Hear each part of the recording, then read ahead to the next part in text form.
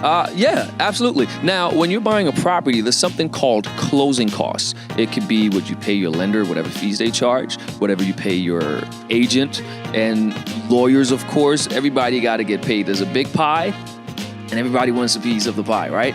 Now, so when you're doing a property acquisition like that, there are closing costs involved. However, and fortunately for you, there are ways you can actually reduce or even circumnavigate the majority of your closing costs. A lot of times people say, I post stuff on Instagram and I say, hey, you can turn $3,500 into $100,000, meaning that you put $3,500 as your down payment.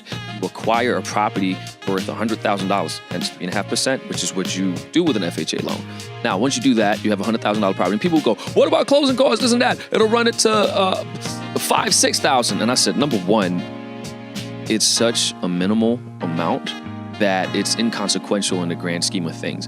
But that aside, there are ways, like I said, that you can circumnavigate that. You can ask for a seller credit where, you can ask to increase the purchase price. Like, there's different ways you can do it. I don't want to dive into the weeds here, but there's different ways you can get a seller credit. Sometimes there are programs that will assist you with closing costs. One bank in particular in New Jersey, Investors Bank, they have a program where it's called the Home. I don't know if you call it Home, but I've seen it written. It has periods.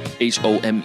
I assume they use it in colloquial discourse as home. Anyways, they do 3% down and they assist you with closing costs. So my larger point is there's a way to get around that. And even if you don't have a way to get around it, it's so inconsequential that it should not prevent you from actually getting a deal done. So the answer to your question is yes, there are fees like that. It's totally normal. It's called closing costs. And you can keep that under control in various ways. So let me know how it goes with your FHA acquisition. Can't wait to hear about it.